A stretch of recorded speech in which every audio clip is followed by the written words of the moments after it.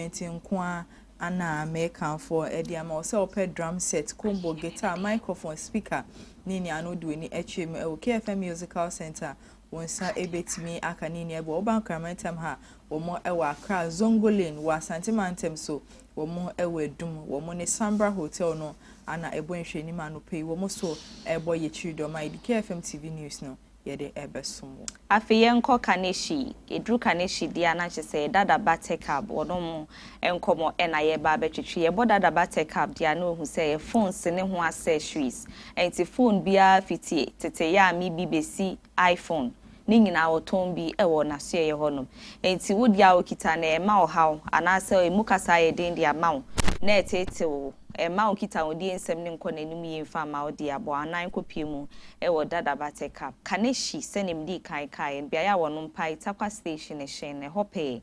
na dada batekap no so waje na egwa wo ha wo bo adwuma eno enya asem keto akra enyuma komi ensen ene na anope wo mo ebo ye twidom amiedi anopa no nsia anopa no nso ekase no etimi ababesomo kaination so efama yesa be fontentan fidie ni etwegu live wo ho enti Facebook no KFM TVGH no abomoden wa follow ye ubia na wa de weni atremu e wo YouTube no no see KFM TVGH subscribe na bibia ne nkonkan Twitter na fe Instagram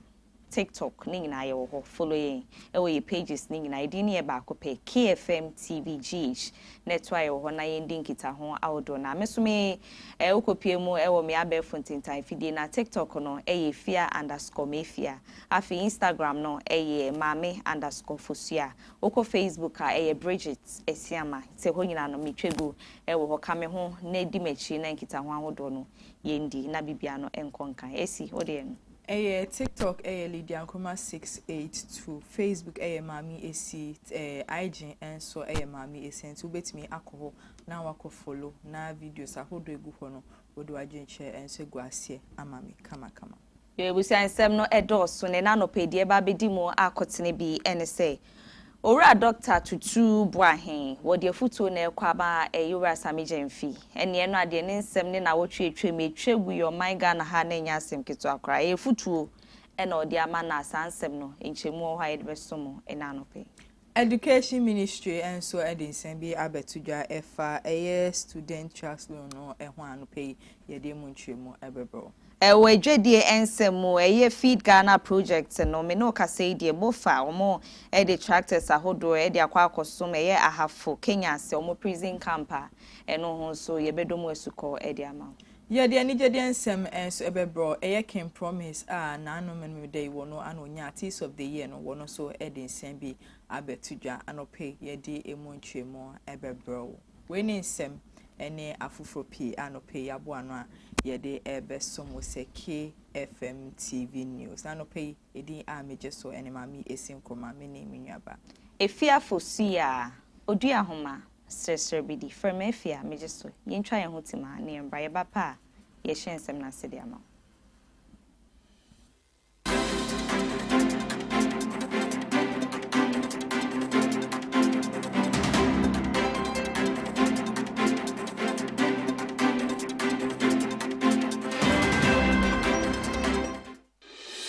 Samsan sonda wa CBN fambra KFM TV eso yen hyensem na se na no pay enfam ma odia eye ora Samijemfi ne ho asem ne de hya se na wotwi ene afie no ada ne nsem de ebu ne mu fom paaye e wo man Ghana ha ene obefa dwaso bi e ka wasem edwuma bi aberem na ne ora Samijemfi ne agrada mama part ho nsem ahodo na ena na etimi twegu na enya asem keto akra na nkofo bebre na e kasafa ho ebisi ebe ya nka wonji enji ne dibre free ne nsem ebisi ebe nso a wonto aso na edwuma wo bode somti aseman Ghana no wonto aso a enye ne sasa so ipenyi kwanche for no eda Precious Marketing Company ano na numu na onmunyafo Bernard Tutu Boahen a eba no amanyo sema wonim diwom enso di efutu ekọ edi ama Owura Samijemfi wo hye se de ekoso nyina ne se ne Ghana fo nyina kom nsem fa no eye sanse nyina na etimemufo bibia ankoye anase bibi tochima nipa na beka wasem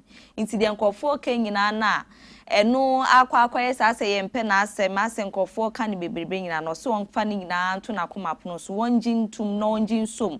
na saa emu na obeji asomu no ene ebeboa ma bia ya otochima anase mfomso mapakoso wo ho no obetimi asan so eserejan na monso biem na de ekọ ya entwe yi no wasan so aye amanetimi ayeye nti ni nyina no wonsom na ebeboa ma na mane osem ene se ne oboa se obeka endi samani okuo ne ho no metimi ebu man no bibia no betimi akọ nanim owura bo ahe ne nsem ne nafutu a ode komo owura samijen fi no yento asoma.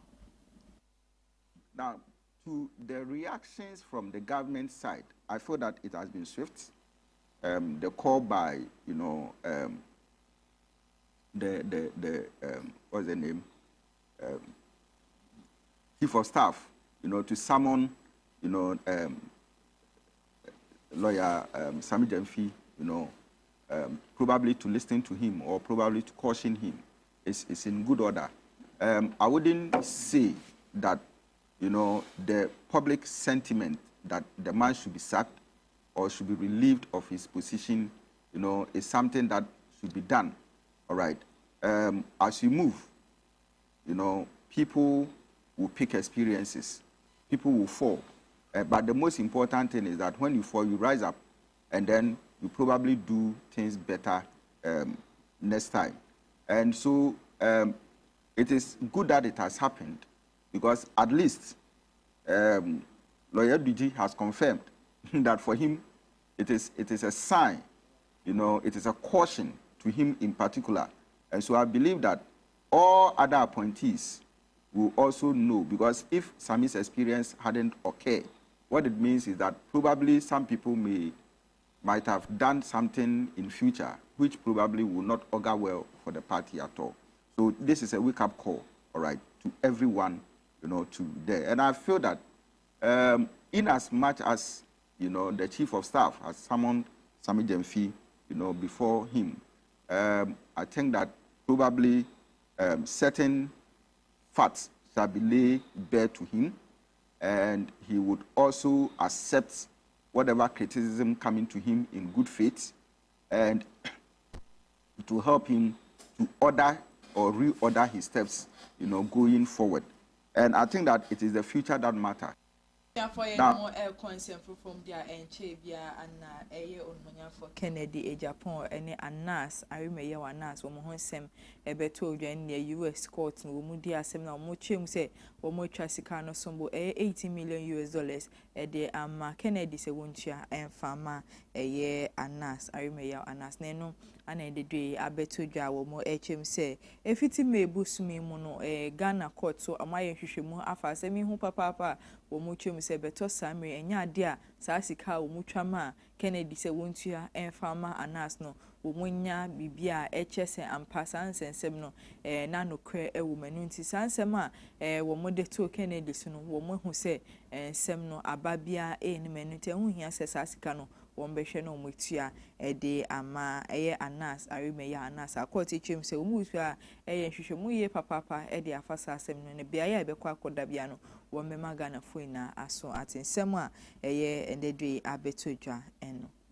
yen free Kennedy ene Anas arimeya Anas nsem ni mu na yen bon ransom fofromu ne yesan dan ye ni de akoye ora samijefi ne nsem no emu enkofo bebre na na ekasafa ho se ne mdi kan ekan no sanse omususu se aye oman ni sika ena biaye de na to a ono ye panyi kwanhwerefa o da gold board na no no na chese ye fom agudie tuo no ho sikasem no ya de ehye ne nsa wono na hwe so nti no se dollars bi akoso am akoche bi ama na aso agrada aso dia na ehu behie yi se omo so bekasa de fa ho na nsem keka ni mu ana bi mu chese ase ne nsem na ya akoye se Maame Sicily adapa a enka ne no ne eso afọ ohwe ya ho ne die hu nsem o man Ghana ha ne ebeda adwa se na bo afọ mo bo na ofie sika twetwere die bi a na ye dollars no eni sika fufuro bi a na ekeka ho no wo mewia na ekopie mu court kra gusu twe ne srene abasa ye hu ne pomesibre eno mu na onimonyamfo eye Andrew Apiadankwa a ono so eba na mani osema na adwuma bobi wo ho aba bekasa afa wo se nkofo bi ye mfato ho bi e de afa Maame Cecilia da pa ho e na afen so rasa me gemfi ho a wo de to nsani ani a enya de ese timi kosan se wo bo ra ye Maame Cecilia ne nsem ni mu a asem e ba ye ne de ekosiye no eye bibi sonko enye bibi a ene orasa me gemfi de no ese nti ekoba se ye de no toto ho ne de o magu nsani ani ni aye ne se ya asem kro na wo che se nya de ese timi etwe yi Maame Cecilia da pa ne nsem da ho and Afia Fosuah Oduahoma and so edaho. It's a yard is saying now a yepe, a webra, ninchemono, any. Also, my second take away is Sami's reaction, which is, in my view, is fantastic and it sets an example as to how people in political leadership ought to behave. It's not just about the optics, you understand? Because we are building, or our focus is to build a system that will guarantee for us the rule of law. We cannot succeed in that effort unless collectively as a people we build a political culture that will hold political leadership accountable. And that will also mean that people who have the privilege to lead us will recognize that they are accountable to us. And so where people in our bid to create that culture ask questions or interrogate their behavior, no matter how seemingly small those behaviors are, that our politicians will recognize that because they are using powers that belongs to us, then they must apologize. You understand? And I think I'm very happy with the way the people have acted. I must commend, but I must also commend what's called Sami Jemfi for his unqualified apology, and also the leadership of the NDC, because you see, like we say in law, that justice must not only be done, it must manifestly be seen to be done. The same vein, our commitment to holding leadership accountable and subjecting yourselves to that accountability must not only be done, it must manifestly be seen to be done. So I think over the course of the weekend, what has happened the government has taken full opportunity of seeing to show their unalloyed commitment to enhancing that right political culture, and I think our democracy will be the better for it. Because at the end of the day, the people of Ghana have told leadership that we are going to hold you to a very, very, very high standards. And the government has also told us that, listen, we are ready to use the powers you give us to create a government or a government that reflects the principles of probity and accountability. Now, I need to add that in this country, we play politics with everything. But I'm also a bit surprised that people want to compare this with the Honorable Abinadapa saga. They are very different, the circumstances are very different, and we must not play politics, in my view, with everything. I think that, for me, and I say the biggest take, my take, what I take home. Ishman by ye the more air concern for anopedia, a Ministry of Education, any one penny, unmunyam for a Haruna Idriso, and a penny for our Moshe Ghana, this year, my Ghana, Eddie Abetija, one more HM say a year student trust loan fund, no one more HM says, dear, Emma, na ye better about my Ghana, Hano, a Ghana man penny, His Excellency John Dramani Mahama, Eddie to Jana, watch him says, or bar. A first year student or Mobeko University no wo admission fee and wo fees no wo behwe no mo ntuaninia and I say won gi seka bia emfemfiom ho na no ana beto odwasen ampampan kunimdie ekọ edemama mpani John Dramani Mahama na wo a wo mudi kan a wo koye dodo na ana wo mutu a wo fees no ana dedre Ministry of Education e de abeto jo mo chemu se first year student a wo course school ya wo etua wo fees and wo admission fee na no wo Samberry Fund this asikani nia de ama wo enuti wo chem se wo yo bia uko school first year university enche bia odun ho kore ma otua fees ni ade na wo details ni ade na fafa student trust loan fund wo de fam a ade amreso so wo cheska na wo beche ni nia ama so bibia esosa enso no mo afe a wo wo fia wo berem no hwe no obi ambo ne homodi enkotu eska bia na ban afato ne ho se obetua sasika no de abo bia se ne be ya ho che adoso ewo my Ghana ha no ano etimi abrase kaka na dia mampani John Dramani Mahama betimi aye edi abo a wofodoro ana ne se eye wo momba school fees me tertiary education school fees no wo behwe na first year for ndie wafa ato ne ho so na wetua ni nia edi amomo se ne be ya ebetimi aboa ama Ghana ahohwe no ano etimi abrase yeguso agina ehumesua ensemu na swafo no ehwe yehumesua ho nsem a ono aso emahye bedwani ma de hyom watermale central baton peso aso eyumunya for harina ejrisu na isembi ne free na kache edi aba wo mo hwe se bebre na esusu edwen ede to montrim se wo hwe so obesi University of Health Agriculture and Afia Life Sciences se wo Kintampo ene ne mpotemu wo kire se ye ni besi me ibusumi a ye ne wo eka se no enya de se timi eye nokre bia kofo bebre na eka sent suapon suku bi ba be koso e wo Kintampo wo kire se nokre bia enim no penya ya bo ni din sisia no eba ne se ye humesua ho nsem odimu tintimba e na afin so waye ekita di bria kese wo man Ghana ha ebi eye Minister for Employment and Labor Relations afin so Minister for Trade and Industry ni na no wekitem wo kan esisi dua esisu people se wonjina apa bia so anasimpie bia so nka se wo sisuapon bia e wo Kintampo ene ne mpotemu nti wa bete sa ansem ni nyina no e rukadaya e frakadam nchemu no eni. It is the desire and intention, as I have publicly stated, that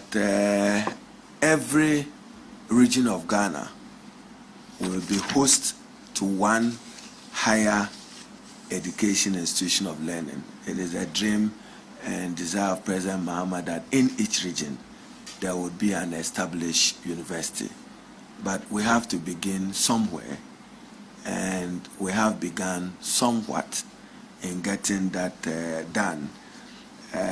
One of the new universities that we would lay a bill in Parliament this year will be the University of Health, Agriculture and Life Sciences at Kintampo to serve the Bono region. I intend to table the bill in Parliament as soon as Parliament reconvenes, so that those institutions in and around Kintampo with capacity for the beginning of a full-fledged university for University of Health, Agriculture and Life Sciences will begin in earnest.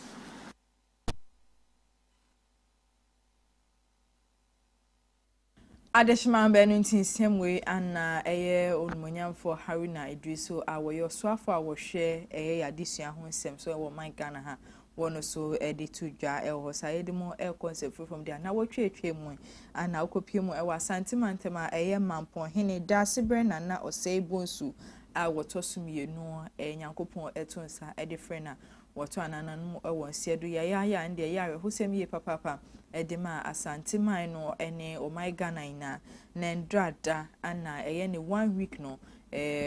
drew so Ghana obibi ade hyehyɛ so ne no ana eye honorable Kennedy Japan ebo ne homoden ekopie mu ewo dwumede na se anende enya asempketo akra ewo yenkohwe mra Kennedy Japan ebo ne homoden ekopie mu ewo 1 week na asem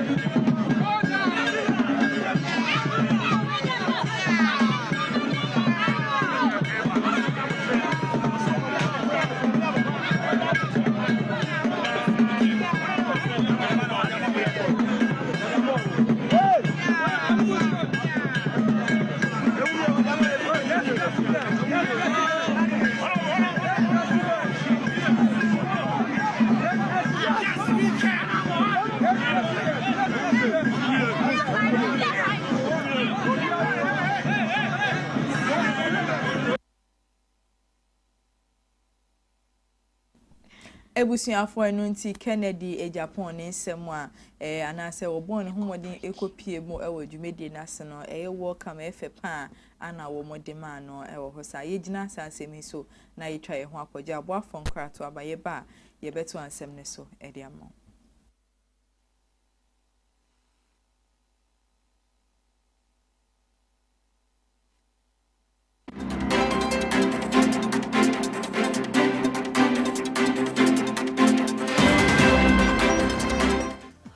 Fraba edwaso ni o yanom ehyen a use fuel we so yensesa oil ne wo hia ene ni key ehyen egumechi nyina eye lip moto Giomi anase nami eyemu bia wo sabeka wo KFM Limited e wo Ghana ha lip moto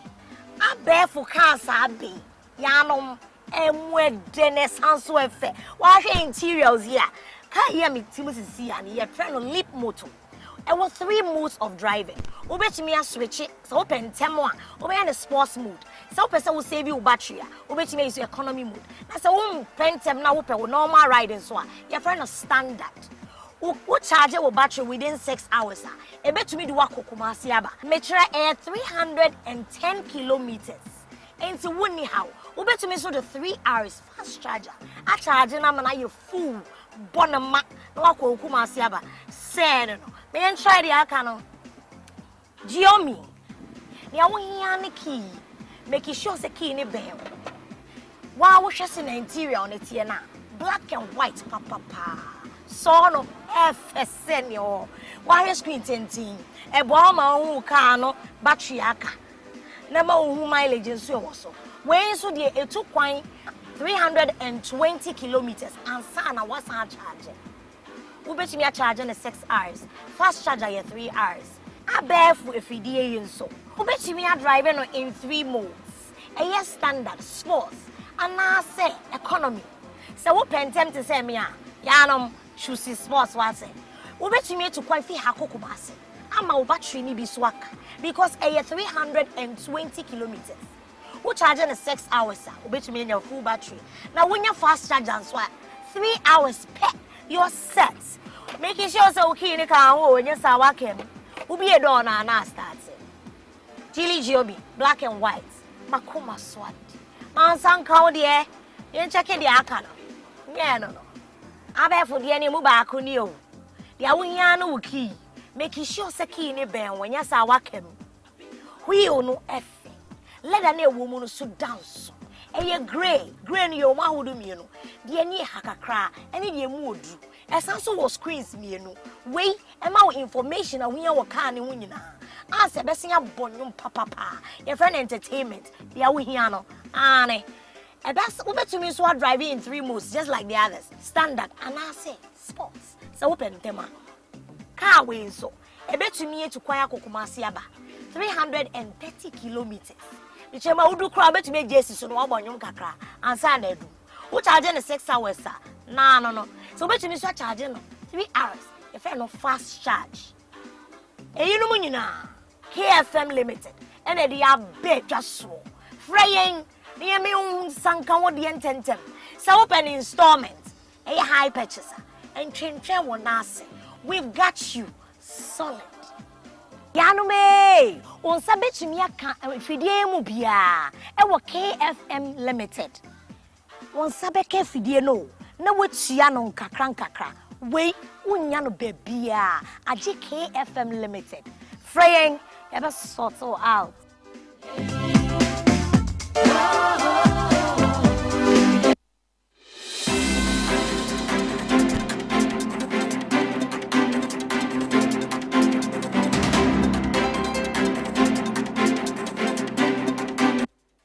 Ewusien Sanson da wa CBN samu akwa banfamra KFM TV eso connection ensuma yesa be Fontaine feed ni etwegu live o Facebook KFM TVGH follow yen na afi YouTube ne so KFM TVGH subscribe fama yen yen to ansem ne so fa konsem foforo mu edia ye kona nanom atena nkonwa wonom ewo nakolo ai no ewo kasna nanka na West Districts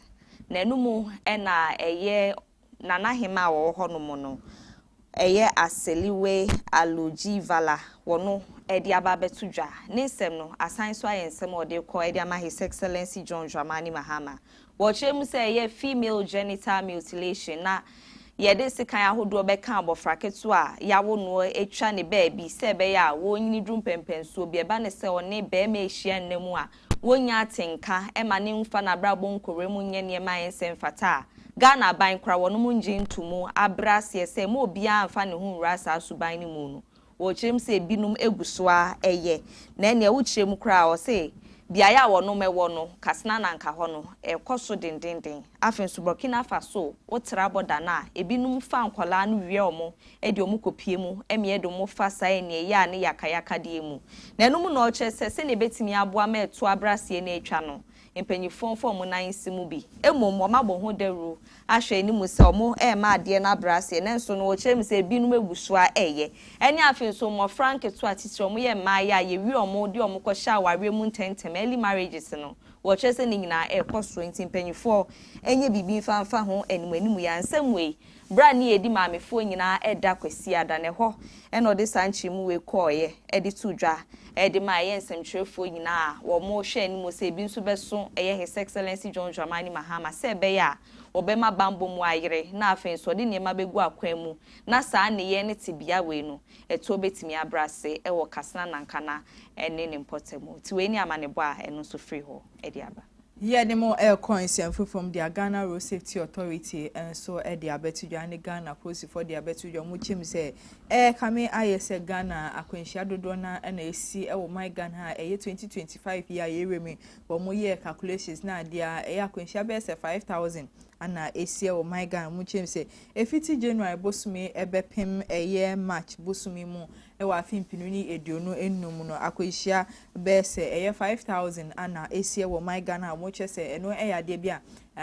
chese Ghana road science ahodo no ye fa anye adwuma na eno eyade a threat ye papa edma esense tieti oman mu na akwanhia dodo na esidi a eno chese wono ma bebre na wo se yetimi digu kwan se ne be ya kwantempon ho nsem no ebetimi egina ne nai so wo my Ghana hasensem we anampenifo editudwa kura ashen a eya kese wo wa ya na omo lodu ama na agba piece no ye no be din kita ho ititiri omo ashen ye omo dia track owners any haulage reps any omo adrava for na nkasa na ene ni nyina so ne se ni ayebe no enwo ozuzu aso wa kwanhia asia ese ekoso ebisafi mu ye hwese musumi na ntem na akwanhia be 4,700 ama ashen ewo mu no ebeye 8,000 ni echiri ama nipa beye 5,500 prepra ama mu 1,000 eni kakra wo so awua na yehwe mu so yehu se akwanhia si ya emu 8,000 eye ashen na de baye no ashen ni mu no emu 1,365 no eye ashen akesi ene wo mo ka enti na kyerese wo se etu anamo ba se enu se de ya akwanhia ba ye fa ye nuanu ene mo ha kan ya anye ashen no ti a enti apo wan wesu ya enye roadway dia na ebia na ne light bi asem wo ho ebia na ne tie no asem wo ho ebi sukura aka no ahyensude wo ho no asem wo ho na musumu a unhu anaso se ni a wo ka hyen no na no ho ye no bia sa no bia no so bi no so betima ye se driver ni oni abotre o loadu ni car broso o saka ho basabasa o ya wo se mi break asay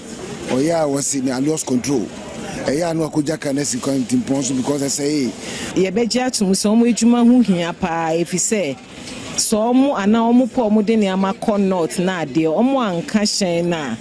niama beka wo port a embedu yen honom na omo edwumadie mu no so how bebre ha omo nti Ghana Shippers Authority aye aban edwuma ku a ye hwe se efa edwadie ne amano ne se ne a ehu ehyen kana de wo no yetumi maneto ye no ene ye ne omo bae na ya cheche omo ekwan a ombetumi aye omo edwuma a ebekọ so wan afi nso ye de mpanyimfo bi efri mia bebre baaye a omhu so mbe chechere omu na ese omu ye na ya ma drivers ana ahyenkafo no so opportunity so omu so ne home no omu de betudwa na ye nyina ya bom na ya ye hu adwuma nti se na adwumadie yi ye ya enu na mfaso de beba se ebe ma drivers na ahyenkafo no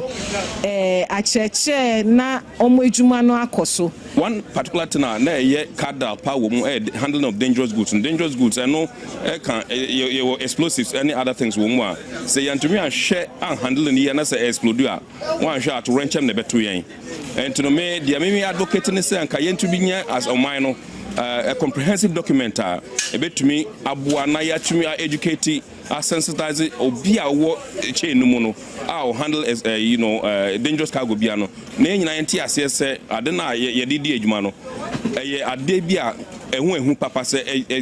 explode sesia ebusia yenda se no adaje no bre na yempem consent from na enche bia na His Excellency John Dramani Mahama ti abedweko bi omoye task force a wono ba behwe aboa ama efom agudie tu ahodo ekoso wo ye bro no ne yempotemu ahodo no betimi abrase na aba fomo na enumu na enedue okopie mu ewo wasabrekum ene ne mpotemu a me no ka say the task force for no wonum bia kwa akopie wo ho akoye twutwa asem no enya asem keto akra na enumu na kronti hine a wonum ewo wasa ene ne mpotemu twemu say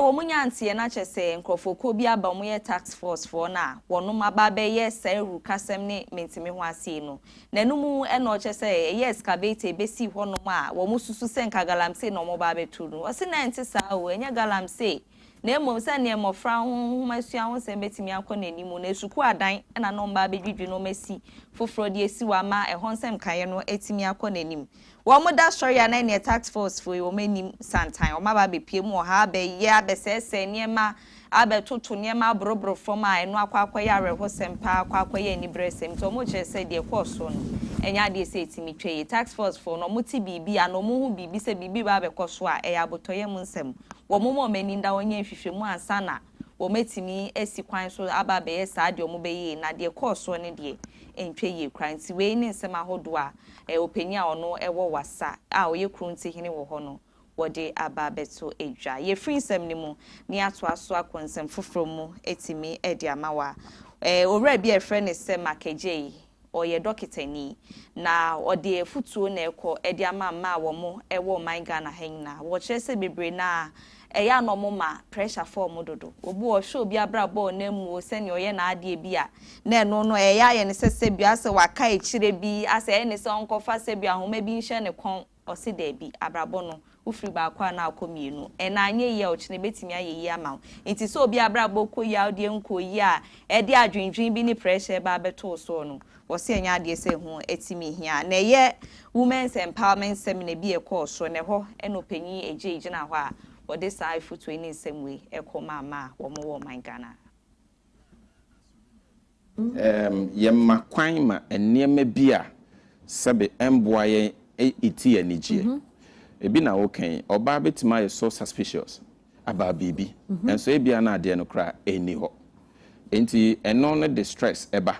eno no the adwendwen eba kodanda ba ye oba bi ho asebia na de krokoda ho ntimi na because of pressure bia ono ade ne ho ayede akoshem enti mesre ma se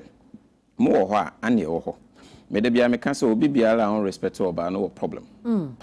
because nyankopon bo na de ewe no mo no waja ma mo se mo fa yembra yes be man na wo ba mo na mo cry ye pia bonten edi se abi na wo me a ese me hu abi se so a me man respect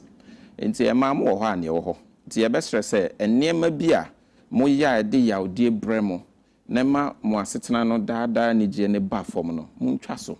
na enema mo ya e ma anigye ba mo abrabom ebi o ho nso a ye mema ye ka ho bi se obe create environment bi ama oyere na oda wada sometimes yenso ye very stubborn say niam bi o ha ye no emma e de dadwen ebeto oba no so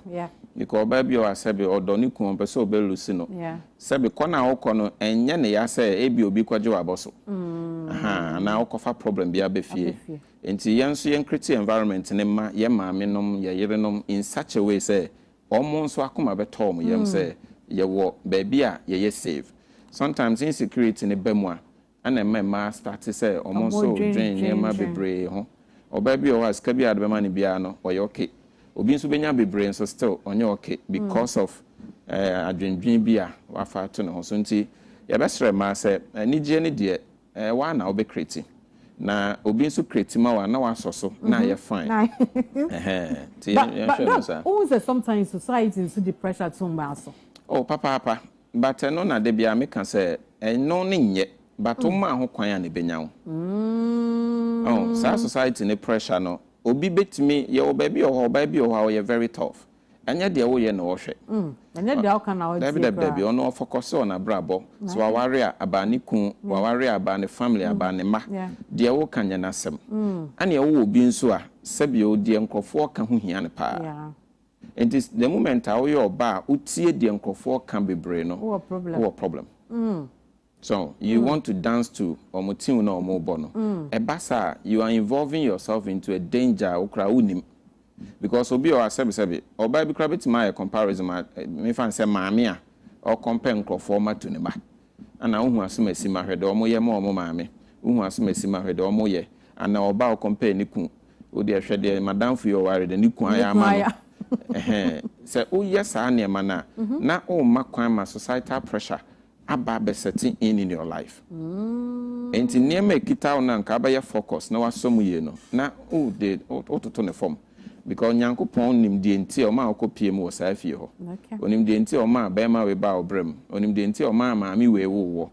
enti se wan hwe sa environment no na wan manage an so mu yi a society better pressure ma omo do omo ho se o be me problem da omo ho me hu obi a or drive a na me di ne nchen driver wo di nanim ne car no sebe Toyota Land Cruiser Prado yibi ono nso di ekita ne nya car bia o otimi di Prado na time so car tantan so the be patch ne say do ono ni tim no na enye but still ko di car far time ya enibre no ebi no okay esesa we appreciate what you have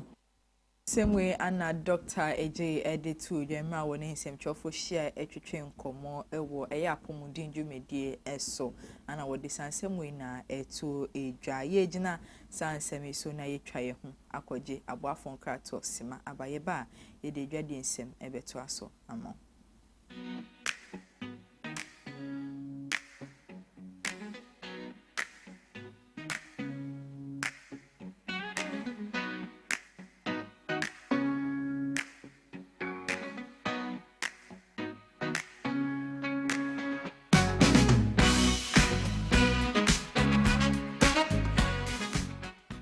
Ebusuafo ye de nsem no eto aso amamudia eye cocoa farmers a omo akuse a ewo Brim North Municipality ewe poye mantem omo so ende day endrada womo ne illegal miners meche galamsey for ho no e de hye so ye papa na nya asem keta omo chemu se eye omo cocoa fu no eye galamsey for ana ebom homodin se womo besɛn no e de amom empempina womu dua cocoa ya na galamsey for ya ba na omo ebetu galamsey wo ho na omo nsuo ene womo nsase no mu cocoa na asɛisɛ eno ana eye pharmacy chese womo nti ase de biara da eno enam so emendrada womo ne omo si ahia e papa womu di sie ni na ye yonkopa cocoa limited a eno so akuse womu so ebo mu chidom ama sa adwumede womu de hye so ananya asem keto akra ewo ehosa.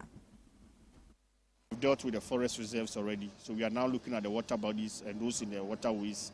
and especially those who are destroying our cocoa farms. Cocoa is the future of Ghana, so we will not allow galamsey people to bring down the production of cocoa. So when we went to the place that we went to, apart from them destroying the river body, a number of cocoa farms have been brought down by these menace in those areas over there. So that prompted us to come to the place, and most of the time it's not our own intel. It is the citizens over there who come and give us the information that these people are destroying our cocoa farms, these people are destroying our water bodies. That brings us to conduct those operations over there. Council, since I came into office. So it is something that we're doing. It is something which is dear to His Excellency the President. And so all the security agencies are on board, and it's something that we need to really do. we need to do that, and we need to do that very well. But once we do that, we need to also put in place the message.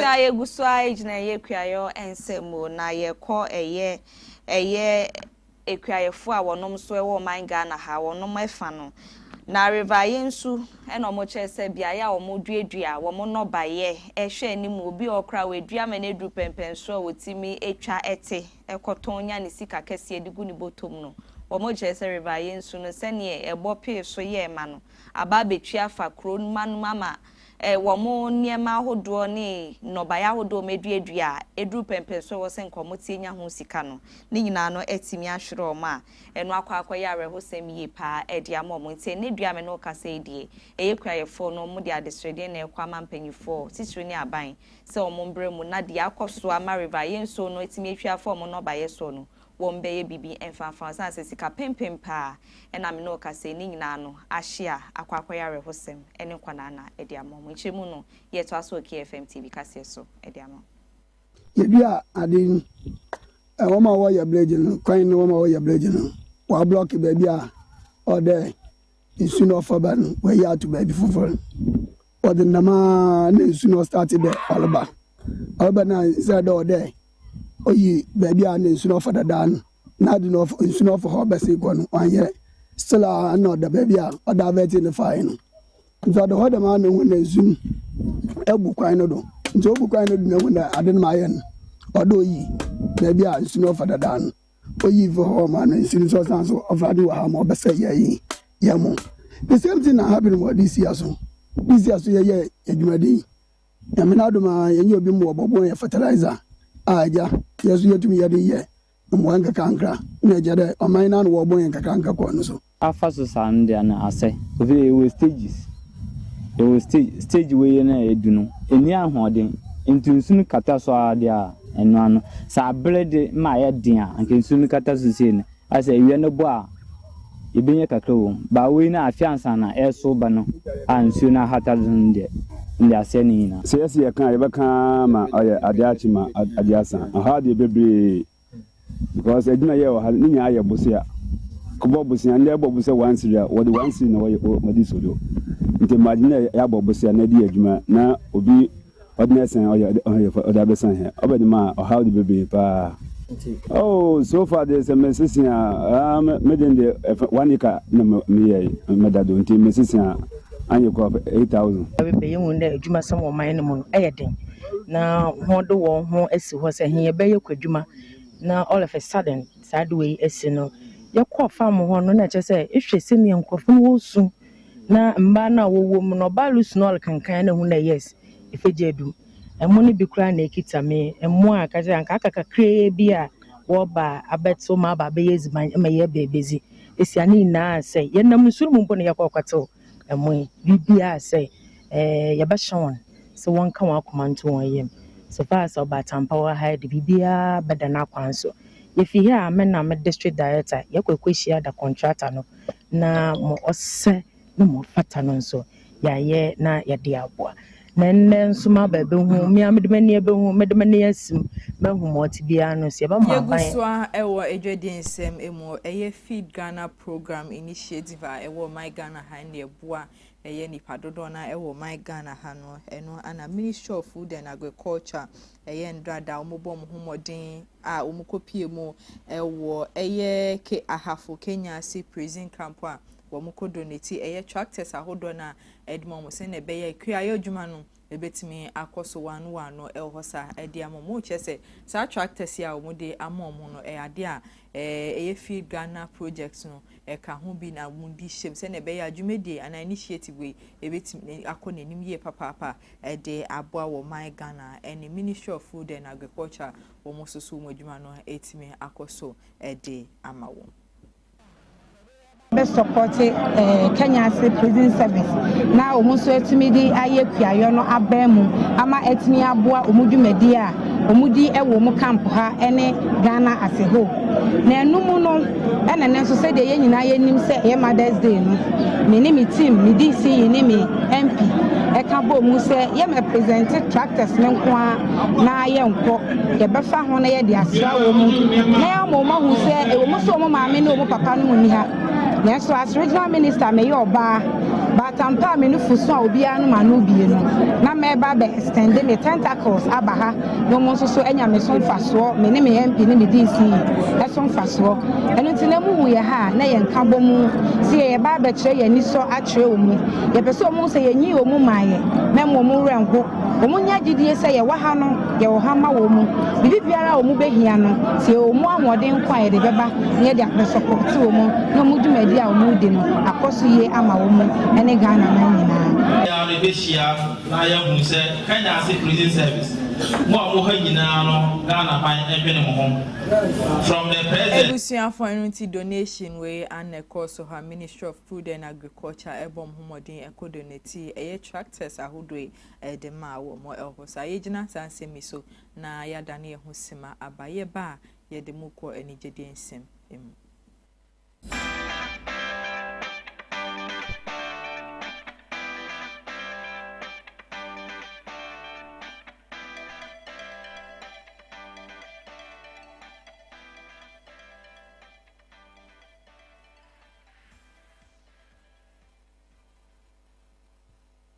Ebusienda wase samu akwa babie wi ento ansem ne so na yenko wi anigide mu emfa ma odi aye ko eye king promise na kache sisi amno ka say die eye 26th edition e de Mateliso Ghana Music Awards e course so no en wonya eye artist of the year de she be ka ne wa trial nominations ahodo na akwa ama ne mfie bebre na fei na brewe yipuma kwa mu anyankopɔ ama ne saso a artist of the year di breno ono so afa wedi eso no kopie mu ene enwanu senhwefo hia twetwe nkomeho ene ode so on menim se ne nwum to ne de wobuso a wo treche na kwaban mu treche ne tabe mu ekọ wo hwe sese bi nwum to a wo to no enye Ghana hape ene nwum to no betimi awo na emom no ebe treche akọwiase afa na baby bebre na se be a Ghana so yedin no ebetimi akọ echi can promise yeto aso. Yeah, I've always felt, you know, me being the chosen one from the start of my career till today. So just being crowned that is just like,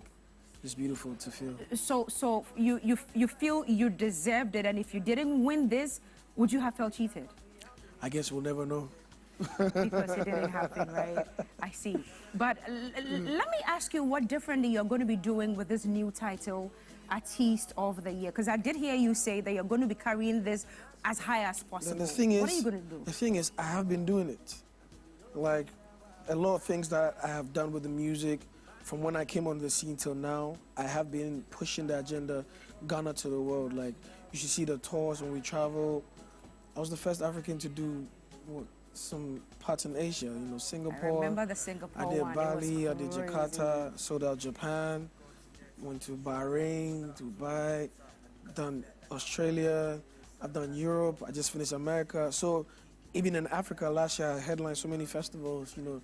on this continent itself. And this is something that I don't take lightly, you know. For me, literally being out there and representing my people, because we see how Afrobeat is taking over the world and how some of our cousins from other countries are waving the flag and pushing boundaries. And for me, I believe it's a step in the right direction as Ghanaians that we come together as well, because we should be able to... Adeshimamba enunti same way and I can promise our year Artist of the Year we dey fresh, aba fresh ane wono ana hincheke siwe akọ if you want say the brain efata no wa brenso wa bre pa wa bre yankopon na bi kwan sisi ade kwan na biama na wode ne nsem abetu dwa hosa na kidi a wono so wo ye nwumtuni e wo my Ghana ha wono so ade abetu dwa wo chim sisi ade wono kidi wa beti asese Ghana ha bibia ni ho obeya amanipa da seni a ebeso neni na mra wo hya asie se nwum wo hya nwum to adwuma na se wo my Ghana ha no na won hyada ante industry na se ende na ye ka obi ho asem e wo social media oye bibi papa na ye ka wo ye bibi boni ana ye ka no ana kidi e de abetu dwa wo chim sisi adon no wo masa ade no hane ba ku sei esanse wa beti asie se nipa yesu ene ye ban se oye bibi papa ombeka oye ade boni ombeka bibi eni ho obeya manipa da seni a ebeso ne wo che se wo manipa 1 million Ghana cedis o de chi obi a nipa dodo na ne beka se adenti ana wa ma ne 2 million enu nti wate asese Ghana ha bibi eni ho a ye ya nipa enka bibi enfa ho enu nti sansem a eya mpempi na nipa dodo eka wa ba fo ntintan fidie so ne artist ne edi omo atem ne ye kom ho nsem ne edi omo nsem beto eya ba fo ntintan fidie so wo chese ono sesi asa no ma no enha ne biom mo pa mo nka de mbeka mo pa mo nye de mbeka ono wabu nu egu na so won te de mo ka kra enu nti semwe ana kidi wono so de abetudwa wo hosa ebusuafo aha ene brebe ma ekwan ma enigede nsem ene anopa nesi yedini nia ebesi ewo hosa na anopa nsem no de di mu akotine ebi ene se eye samije mfinsem eno anowura eye tutubu ahen enso eden nsem bi ebetudwa efa Yebora ye humesua ensemo na ye no fee stress policy no mo chem se wono mo metria no sika ni nyina ne ye ba be refund etimi ediamom sa enso ana feed Ghana project no mofa enso donate tractors dodo na de akoma Kenya si prison camp Yebora enigide ensemo can promise how no reigning artist of the year no so be kasa o chese Ghana ye nwom to adwuma no oba be church akọ edi akwa ewiase afa na baby bebre na nenye happy eno beta na ensem afoforo binom eka we hu a ena no page brani adaje ti making kan ede esom asida PSA ne confirm KFM musical center instrument ahimfie papa ene ho inti akra zongoli ne ho eno mo okopie mu asantemantem so edum wo mo ne Sambra hotel no enedi enimushafi KFM musical center womo eka boafo no bi talent microfinance kasem ho adwuma ene hihye na wonom manta medu ne de o makyerkyere wo bibia fa sikasem adwuma ne ho enhihye no kopie mu wo matena ye bia ye ben wo twipni omo a o mehihye sikasem no ama bibia no etimi awie mu de dadaba take up eba ne phones ne ho akade a wono so ahemfie no ene ho bia no kaneshi takwa station ehyen no ho pe ho eno no so na senae no ewo nwumekomi ensin ne na anope wo mo ebo ye tridom ema edi nsem no etimi ebeso yenda wase bebre wa oje brani adaje hwe na otie abe fontintan fidie for so nyina so yeda masema mo hwe TV ne so nyankopon enhiramo fan page no adwuma enti number na eda o screen so no fa no akye so pese obeka abusua no yeda obeka ho na ne ma hodo etetie wo ye mpotemu ye bro no ye mantemu no ya twetwe ho nkomo ya bo ho dawru ama bibia no so etimi akonkan na bibia no ewie mu de na no pe ya eje brani adaje kenkan sem no ede ma wo Afia Fosuah Oduahoma Sresrebidi from Afia mejeso mene Maame Esi Nkrumah ida mu ina asese mojebre ehwe newsi yakram